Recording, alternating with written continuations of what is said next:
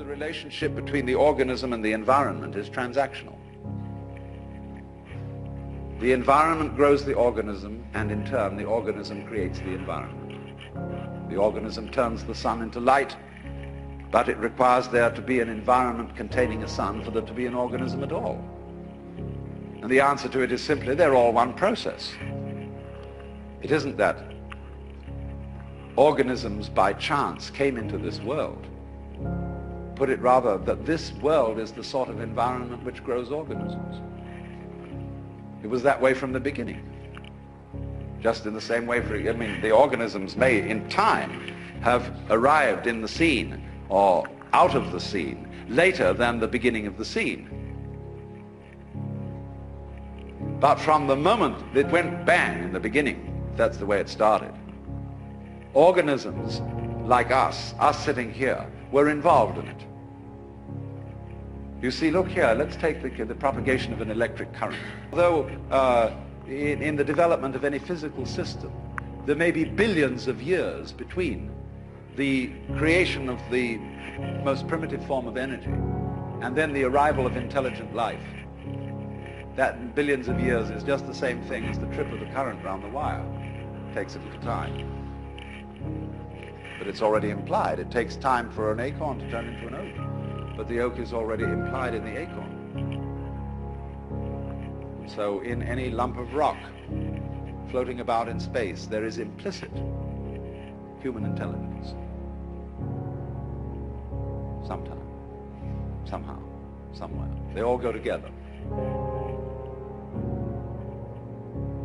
So don't differentiate yourself and stand off against this and say, I am a living organism in a world made of a lot of dead junk, rocks and stuff. It all goes together. Those rocks are just as much you as your fingernails. You need rocks. What are you going to stand on?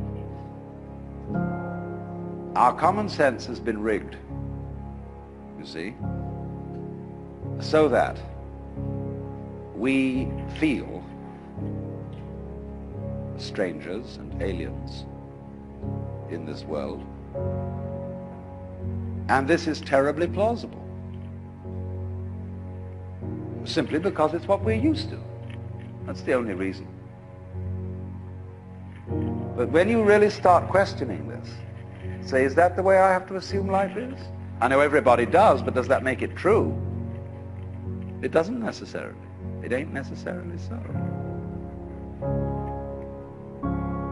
And so then as you question this basic assumption that underlies our culture, you find you get a new kind of common sense. It becomes absolutely obvious to you that you are continuous with the universe. For example, people used to believe that the people who lived in the Antipodes would fall off. And that was scary.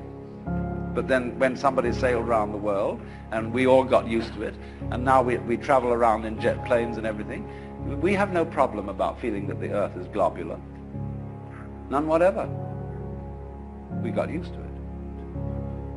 Well, in a few years, it will be a matter of common sense to very many people that they're one with the universe. It'll be so simple. And then maybe, if that happens, we shall be in a position to handle our technology with more sense. With love instead of with hate for our environment.